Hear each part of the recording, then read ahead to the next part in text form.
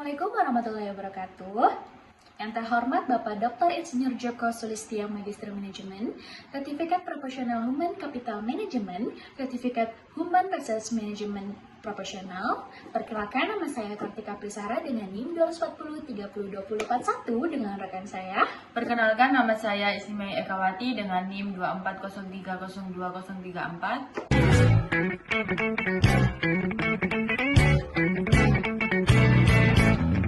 Di video kali ini kami akan membahas tentang proses komunikasi. Dan di proses komunikasi ini kami akan membahas 5 pembahasan. Yang pertama itu pengertian proses komunikasi. Dan yang kedua, tahapan proses komunikasi. Yang ketiga, model proses komunikasi. Dan yang keempat, arah komunikasi. Dan yang terakhir, proses komunikasi yang efektif. Untuk pembahasan yang pertama mengenai pengertian proses komunikasi. Nah, proses komunikasi itu apa sih? Proses komunikasi merupakan satu sistem yang memampukan seluruh anggota organisasi bekerja secara terintegrasi dan kohesif tentunya. Nah, itu mereka dapat bertukar pendapat, pandangan mereka mengenai pekerjaan dan visi pengembangan perusahaan mereka. Nah, di pengertian proses komunikasi ini juga mengembangkan produk terbaru dan mengelola berbagai perasaan saling bahu-membahu dan bertanggung jawab. Nah, di proses komunikasi ini tidak hanya tentang bertukar pendapat, berintegrasi dan interaktif. Di dalam proses komunikasi ini tentunya mereka itu mengembangkan produk terbaru dan mengembangkan bagaimana ide mereka itu melancarkan perusahaan mereka itu sendiri. Nah, itu namakan dengan proses komunikasi. Nah, tadi udah pengertian proses komunikasi. Setelah itu, saya akan membahas tentang proses komunikasi, tahapan proses komunikasi. Nah, kami mencakup beberapa tahapan proses komunikasi nih. Yang pertama itu adalah pengembangan ide. Nah, di setiap proses komunikasi sudah saya jelaskan tadi bahwa kalau proses komunikasi itu adanya pengembangan ide mereka. Nah, di tahapan proses komunikasi itu ada pengembangan ide yang paling pertama. Setiap manusia itu diberikan ide maupun gagasan sebagai bagian dari niat mereka, motif maupun maksud menyatakan sesuatu, termasuk bertindak. Ide dan gagasan tidak sekedar disampaikan tanpa adanya pengembangan, perencanaan, dan penambahan berbagai informasi. Jadi di tahapan proses komunikasi ini, seseorang atau seluruh anggota itu akan diberi satu ide, dan satu ide mereka itu akan dikembangkan untuk mengelola perusahaan mereka. Bagaimana sih mereka bisa mengelola ide tersebut gitu. Di tahap proses komunikasi pengembangan ini, kalian itu akan ditugaskan ya oleh atasan kalian itu untuk mengembangkan ide kalian. Seperti contohnya itu kayak kalian nih bekerja di satu perusahaan. Di satu perusahaan itu akan melaunching atau mengembangkan produk terbaru seperti misalnya skincare. Nah, di situ kalian bekerja sebagai staff atau karyawan gitu di dalam perusahaan tersebut. Nah, di dalam perusahaan tersebut butuh nih ide baru, gimana sih cara pelanggan ini tuh tertarik gitu dari produk-produk perusahaan yang kalian kerja di situ. Nah, kalian situ pasti akan ditugaskan untuk mengembangkan ide kalian di situ, gimana caranya pelanggan akan tertarik membelinya, gimana caranya harga belinya itu tetap sama tapi dengan produk-produk dengan kualitas-kualitas yang bagus gitu, agar pelanggan yang kalian agar pelanggan yang setia membeli dari perusahaan kalian ini dapat membeli lagi gitu, dapat membeli dengan sebanyak-banyaknya karena tertarik dari cara packagingnya mungkin, cara harga belinya mungkin, cara mempromosinya mungkin, atau dengan diskon-diskon gitu. Itu disebutkan dengan pengembangan ide, gimana kalian itu bikin tertarik nih, gimana perusahaan kalian itu akan lancar gitu. Jadi di pengembangan ide ini gimana seseorang itu akan tertarik dari produk-produk yang kalian sudah kembangkan tadi, gimana kalian itu mungkin dengan harga beli yang sama tapi dengan kualitas yang bagus, atau dengan cara diskon-diskon yang ada di perusahaan atau produk-produk yang kalian kembangkan itu. Nah, itu namanya pengembangan ide. Jadi melancarkan perusahaan nih, melancarkan pengembangan baru nih gitu. Yang kedua, ada pengkodean atau penyandian. Penyandian merupakan proses pengkodean atau penyandian yang dilakukan oleh pihak pengirim pesan. Seseorang mengembangkan dan mengirim pesan melalui ide dan gagasan yang mereka pikirkan. Tahap proses komunikasi ini merupakan Proses mengubah atau menerjemahkan ide menjadi sikap, perilaku, atau simbol. Yang ketiga ada pengembangan pesan. Setelah penyandian, pengirim akan mengembangkan ide dan gagasan maupun perasaan yang akan dinyatakannya dalam berbagai bentuk pesan. Pesan yang sudah disandi sebelumnya akan muncul dalam bentuk perkataan kata dan kalimat yang unik dan menarik sehingga orang yang mendengarnya dapat menerimanya. Seperti kita ini kesulitan untuk menjelaskan materi yang kita sampaikan. Kita bisa menjelaskan dengan kata-kata kita sendiri sampai orang yang kita jelaskan itu paham dan bisa menerimanya dengan baik. Beberapa media komunikasi yang umum atau konvensional dapat digunakan dalam kehidupan kita sehari-hari. Namun, pada kegiatan bisnis, media menjadi hal penting dan hendaknya dipilih untuk menyesuaikan tujuan bisnis itu sendiri. Media juga merupakan jembatan pesan akan disampaikan kepada siapa. Pilihan media tergantung pada hubungan kita antara pengirim dan penerima serta pada urgensi pesan yang dikirim. Pesan dapat disampaikan secara langsung melalui lisan, tulisan, isyarat, atau gerakan. Namun, pesan juga dapat disampaikan lebih banyak dengan jarak yang berjauhan. Pengirim dapat memilih media atau perangkat yang dapat menjangkau waktu dan jarak lebih cepat dan lebih jauh. Semakin jauh seseorang menjangkau, semakin kita ini butuh alat yang canggih untuk bisa menyebarluaskan pesan tersebut. Yang kelima ada pengiriman pesan. Jadi pengiriman pesan itu apa sih di tahapan proses komunikasi ini? Pengiriman pesan itu dapat dilakukan secara langsung maupun tidak langsung dengan alat. Hal ini dimaksudkan seseorang itu dapat mengirimkan pesan melalui media yang dia pilih. Jadi pesan pengirim ini akan dilakukan oleh sumber pesan atau pengiriman pesan. Di pengiriman pesan ini di mana komunikan akan berkomunikasi melalui pesan-pesan mereka kepada komunikator. Nah, begitupun sebaliknya dengan komunikator ke komunikan. Yang keenam ada penerimaan pesan. Sama seperti pengiriman pesan, komunikator akan menerima pesan dari komunikan tersebut. Proses komunikasi ini melibatkan siapa pengiriman pesannya. Peran bergantian sumber dan penerima pesan dapat diketahui dari bagaimana seseorang itu mendengar, menonton, melihat, memperhatikan, dan merasakan. Itulah disebut dengan penerimaan pesan. Yang ketujuh ada penerjemahan dan pemahaman pesan. Di penerjemahan pemahaman pesan ini yang berarti itu menginterpretasikan apa yang didengar, dibaca maupun yang dirasakan oleh pengirim pesan. Jadi di pemahaman pesan ini kalian itu diharapkan untuk mampu memahami apa yang kalian baca, apa yang kalian dengar, dan apa yang kalian lihat. Jadi seseorang itu akan mengirimkan pesan kepada kalian, maka kalian itu akan disuruh untuk paham nih apa tujuan seorang ini mengirimkan pesan kepada kalian gitu. Jadi itu disebut dengan penerjemahan dan pemahaman pesan. Yang kedelapan ada efek. Efek merupakan hasil dari tujuan atau keinginan yang diharapkan. Efek atau dampak yang dapat berupa persetujuan, kesamaan perasaan, sikap empati, pengaruh yang ditimbulkan. Jadi efek ini adalah hasil akhirnya dari seseorang itu mengirim pesan, penerimaan pesan dari yang saya sebutkan tadi. Jadi efek ini adalah persetujuan kesamaan dari pesan-pesan yang sudah disampaikan tadi gitu.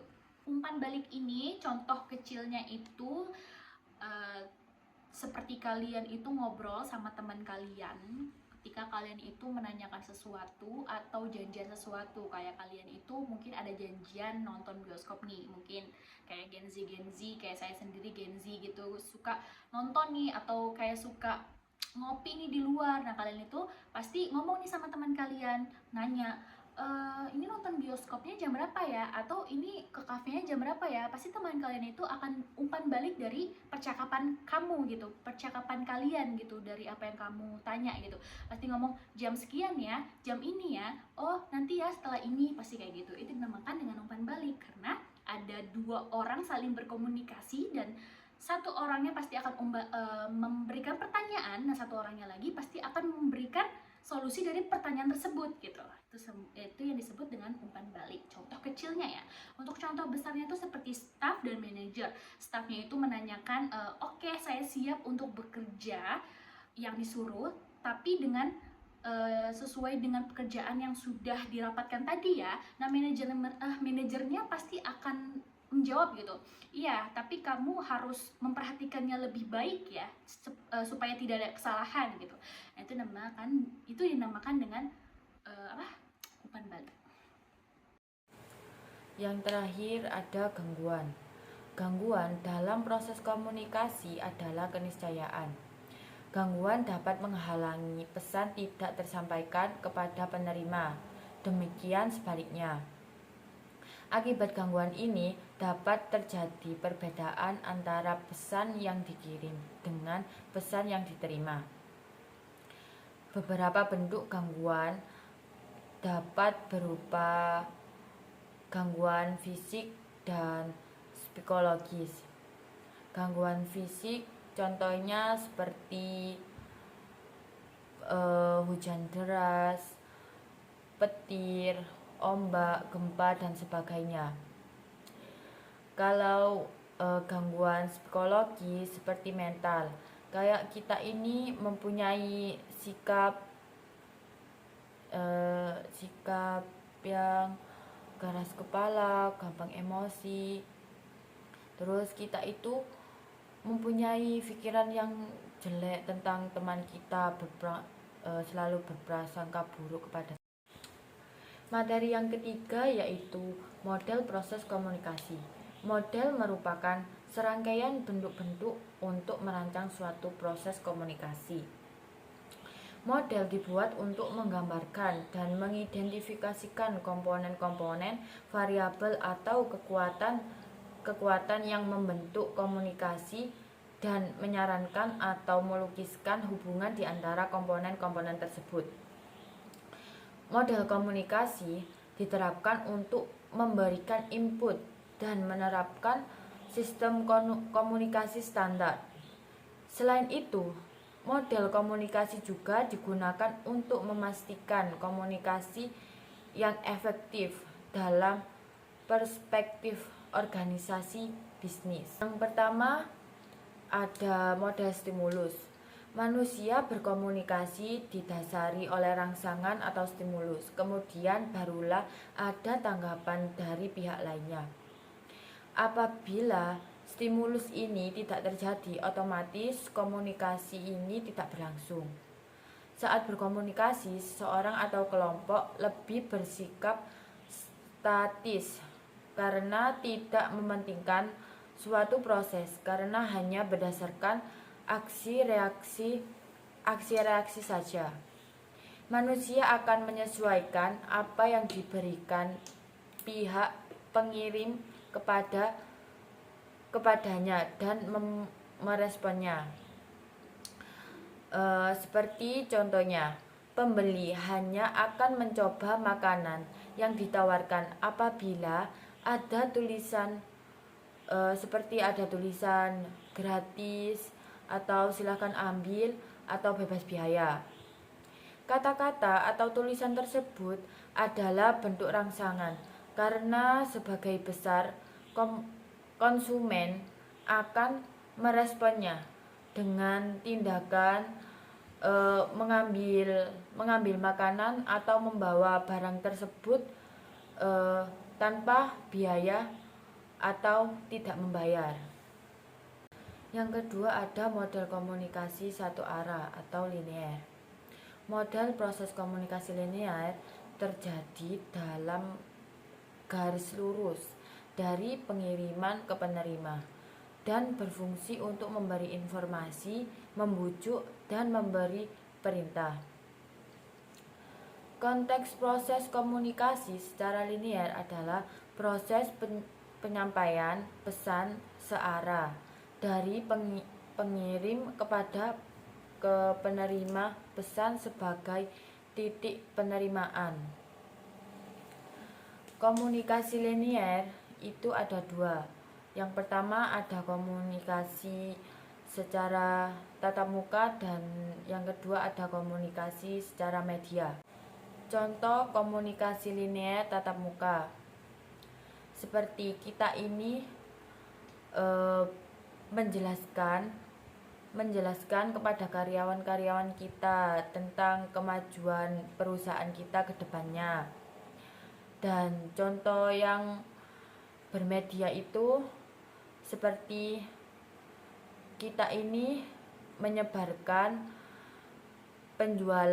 seperti penjualan rumah kepada warga masyarakat yang ada di titik jalan. Nah, proses komunikasi model interaktif ini ada yang terjadi gitu, ada beberapa yang terjadi. Yang pertama itu ada pengirim itu mempunyai tujuan dan maksud apa sih yang akan dikomunikasikan dengan pengirim gitu, atau dengan penerima atau dengan penerima. Dan yang kedua itu pesan yang dikirimkan baik verbal maupun non verbal dapat disampaikan melalui media. Jadi media apa aja kalian boleh, atau mungkin secara langsung juga boleh, media WhatsApp, media email, atau media apa sih yang ada di ponsel kalian gitu untuk berkomunikasi. Yang ketiga itu ada penerimaan pesan yang akan menerjemahkan isi dari pesan. Nah, di model interaktif ini tentunya ada penerjemahan pesan, karena di sini kan bertukar pendapat nih, pasti kalian itu akan memahami dari pendapat seseorang itu kepada kalian gitu. Jadi kalian itu akan memahami pesan yang sudah disampaikan. Dan yang terakhir itu ada komunikasi memberi umpan balik tentunya, karena di model interaktif ini elemen yang paling penting itu adalah umpan balik. Soalnya ini kan bertukar pendapat dan pasti kalian itu akan menanggapi gitu pertukaran ide dari teman kalian gitu. Oh iya, menurut aku sih baik ya kayak gini, ide kamu tuh bagus ya, tapi mungkin ada bla bla bla gitu. Nah, itu disebut dengan umpan balik dari pertukaran ide di model interaktif ini. Selain yang sudah dijelaskan mengenai pengertian, tahapan, model, nah di proses komunikasi ini ada arah komunikasi. Arah komunikasi ini dapat dipahami dari model komunikasi itu sendiri. Jadi beberapa model komunikasi itu menunjukkan proses komunikasi yang bersifat satu arah maupun dua arah secara timbal balik. Nah, di arah komunikasi ini ada dua loh. Jadi di arah komunikasi ini ada satu arah dan dua arah. Sudah saya sebutkan berulang-ulang tadi di penjelasan saya sebelumnya bahwa komunikasi satu arah, komunikasi dua arah. Nah, sini ada penjelasannya tersendiri ya tentang proses komunikasi satu arah maupun dua arah. Nah, sudah dijelaskan bahwa di proses komunikasi itu perlunya ada timbal balik atau umpan balik dari pengiriman atau penerimaan pesan mereka. Gimana sih mereka itu menanggapi pesan-pesan tersebut. Nah, maka dari itu kita perlu tahu bahwa di proses komunikasi ini ada dua arah, satu arah dan dua arah. Nah, proses komunikasi satu arah itu sendiri adalah masing-masing pelaku itu hanya dapat mendengar, melihat, dan membacanya saja, serta menanggapi iya atau tidak. Untuk satu arah ini, seperti kalian itu membaca majalah, membaca informasi, berita-berita yang sudah ada di ponsel atau di televisi, di radio, di mana-mana yang kalian dapat baca, atau bahkan kayak iklan-iklan yang ada di jalanan itu, atau kayak promosi-promosi rumah, atau kayak apa ya, seperti informasi-informasi yang dapat kalian tahu gitu. Nah, di situ mungkin di komunikasi itu pasti kalian akan memahami, oh ternyata di sini, di informasi ini, di perusahaan ini ada lowongan kerjanya. Oh ternyata skincare ini diskon ya, atau dan lain-lainnya itu. Nah, itu sebut dengan komunikasi satu arah. Soalnya kalian itu akan mengetahui dari pesan-pesan yang sudah tertera di situ. Nah, itu komunikasi secara tidak langsung. Jadi ketika kalian itu mengerti atau memahami isi dari informasi tersebut, dari komunikasi satu arah tersebut, dari apa yang kalian baca informasi atau bahkan apa yang kalian dengar, nah itu disebut dengan satu arah. Kenapa sih? Kalau misalnya kalian tidak mengerti dari isi pesan informasi tersebut, itu tidak akan disebut dengan komunikasi satu arah. Soalnya itu komunikasinya nggak bakal efektif, soalnya kalian tuh tidak mengerti apa yang ada di pesan tersebut gitu. Jadi berhasilnya komunikasi satu arah itu dimana kalian akan memahami komunikasi tersebut. Soalnya di proses komunikasi ini kan adanya proses komunikasi efektif ya. Pasti kalian itu di efektif itu tentunya kalian tuh sudah memahami gitu dari apa yang kalian baca, apa yang kalian dengar. Nah, di satu arah ini tentunya harus banget memahami isi yang sudah kalian baca atau dengar itu. Kebalikannya dari proses komunikasi satu arah itu, di proses komunikasi dua arah ini komunikasi secara langsung, dimana kalian itu nggak cuman hanya berpendapat iya atau tidak, atau kalian itu cuman hanya dapat membaca saja atau bahkan mendengar saja gitu. Nah, di proses komunikasi dua arah ini tentunya penting banget di proses komunikasi.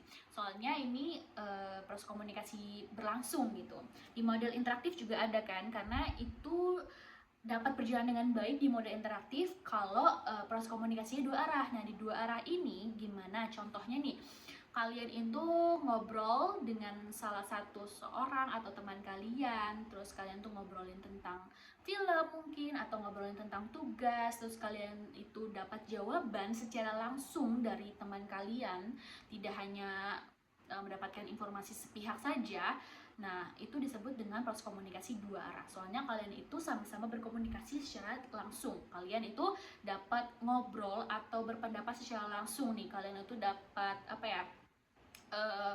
Nggak hanya kalau misalnya di informasi tersebut masih ada yang belum ngerti gitu, kalian itu dapat bertanya langsung gitu. Jadi proses komunikasi dua arah ini sebenarnya lebih efektif ya dibandingkan komunikasi satu arah. Soalnya kalau satu arah itu kadang ada informasi yang kurang jelas gitu. Di komunikasi dua arah ini, kalau misalnya kalian gak jelas itu pasti kalian tuh nanya, oh ini maksudnya apa sih gitu, oh emang bisa ya kayak gini, oh gitu ya gitu. Jadi kayak ada dua arah itu lebih efektif dibandingkan satu arah. Soalnya dua arah itu secara langsung gitu komunikasi kalian dengan teman kalian. Materi yang terakhir yaitu proses komunikasi yang efektif. Proses komunikasi dapat dikatakan secara efektif apabila proses komunikasi dapat dilakukan mampu menghasilkan merubah sikap dan perilaku.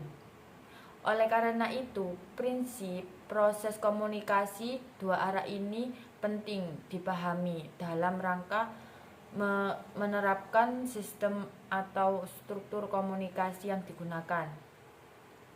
Contohnya, kita bekerja, kita itu harus mengerjakan tugas kita yang dikasih oleh atasan kita dengan baik, dengan benar. Kita tidak boleh membantahnya karena itu sudah termasuk tugas kita, dan kita itu harus menjalankannya sesuai perintah, sesuai yang diminta oleh atasan kita.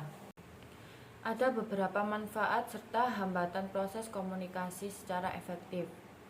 Manfaat proses komunikasi secara efektif. Yang pertama, memahami adanya hubungan antar komponen komunikasi.